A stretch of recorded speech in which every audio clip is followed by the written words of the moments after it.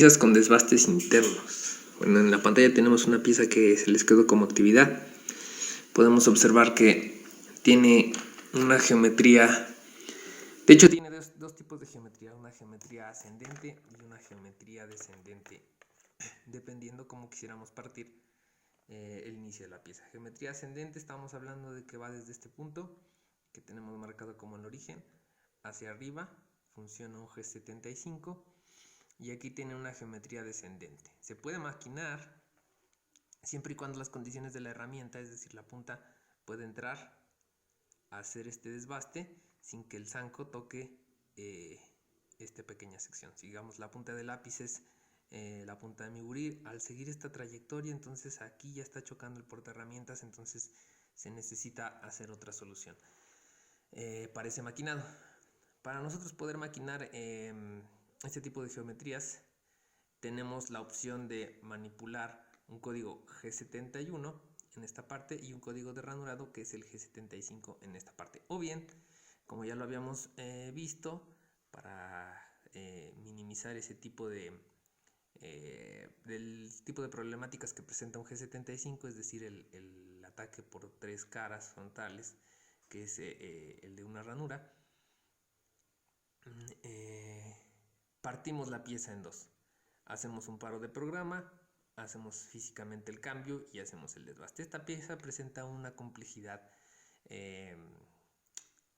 todavía mayor, en el sentido de que tiene un desbaste interno, es decir, este desbaste interno. Para este desbaste interno, lo que yo solicitaba en la actividad era que ustedes tuvieran conocimiento o nociones de los desbastes internos y el procedimiento.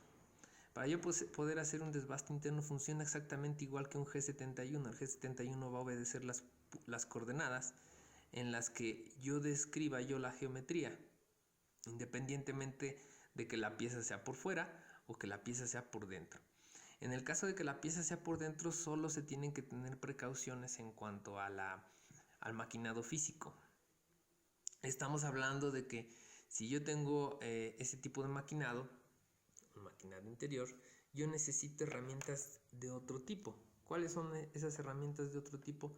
Las barras de interiores. Las barras de interiores tienen ciertas medidas y ciertas características muy puntuales que se hace necesario conocer qué es lo que tengo físicamente como herramientales para hacer la fabricación de este tipo de piezas. Si yo tuviera, por ejemplo, que realizar esta geometría, entonces el primer paso antes de realizar el desbaste interno es hacer procedimientos alternativos. ¿Por qué alternativos? Porque yo no puedo llegar y meter una punta de buril en una pieza cilíndrica de acero sólido. ¿Por qué? Porque si yo llego a una punta de buril, lo que va a tratar de hacer es hacer esta trayectoria, pero al hacer esta trayectoria está esforzándose el material tanto arriba como abajo. Por lo tanto, la herramienta pues obviamente va a sufrir si es que se pudiera. Y el otro es que como nada más toca una punta, entonces chocaría toda esta zona la herramienta o la barra de interiores. Es decir, necesito hacer procedimientos antes de meter una barra de interiores. ¿Cuáles son esos procedimientos? Pues dependiendo del tamaño de la herramienta o de la barra de interiores que tengamos, pues van a ser el número de perforaciones que yo voy a tener que realizar. ¿Cuáles son esas perforaciones? Utilizando una broca, obviamente una broca de centros, como ustedes ya conocen, al centro, ya volteamos la pieza, entonces nos queda esta geometría, utilizamos una broca de centros y tenemos que utilizar un código CG74 que es un código de barreno, es decir, realizar un barreno aquí en la pieza lo suficientemente amplio como para que quepa una barra de interiores y entonces poder hacer el desbaste interno. Ahora el desbaste interno obviamente tendremos que manipular en el ciclo las trayectorias para que inicie desde el centro hacia los extremos, porque si iniciamos de los extremos necesitaríamos tener ciertamente un poquito menos de material para realizar los ataques, pero eso se define ya en el equipo. El G71 empezaría por acá, bajando. Obviamente recuerden que si yo defino el stock de material, pues entonces yo estaría definiendo en el ciclo el stock de material lo suficientemente grande, es decir, nada más este hueco, para poder hacer ese tipo de maquinados. Entonces, las operaciones que ustedes tenían que haber definido en este sentido, pues son, primero, como todavía no vemos revisamos el G75, es un desbaste exterior, siguiendo con la geometría de la pieza, ranurado, después del ranurado el acabado, pausa, giro la pieza, desbaste exterior, posteriormente seguiría un barreno de centro, después un barreno con una broca, recuerden que máximo podemos meter media pulgada, ya sea de media pulgada, 3 octavos, media pulgada, 3 cuartos, 5 octavos, hasta llegar a la pulgada o hasta llegar incluso a una medida que se aproxime a este diámetro. Recuerden que si yo estoy metiendo una broca, pues yo tengo que lidiar con el cono de la broca. Entonces, esta punta de la broca tendría que llegar al cono de la broca. Entonces, esta punta de la broca tendría que llegar únicamente hasta acá.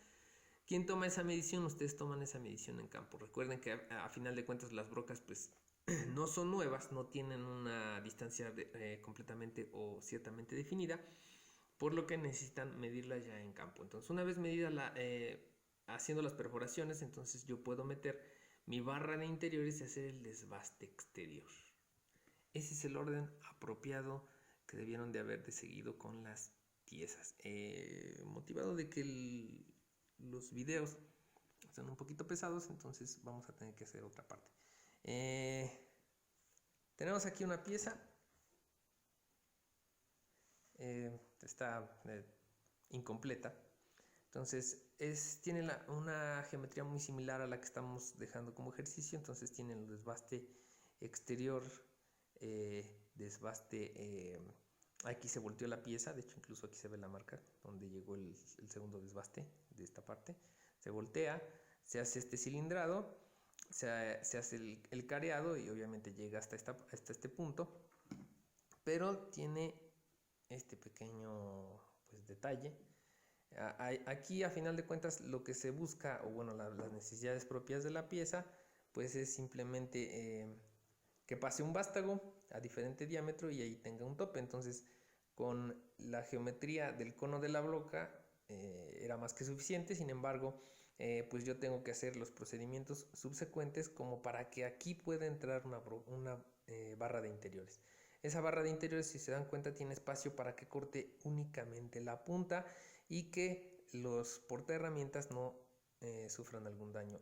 De la misma parte, aquí incluso se ve que la broca que se metió era un poquito más grande en cuanto a diámetro, por eso se ven esos pequeños acabados. Y lo mismo, ¿no? Simplemente el agujero cumplía con la funcionalidad de la pieza.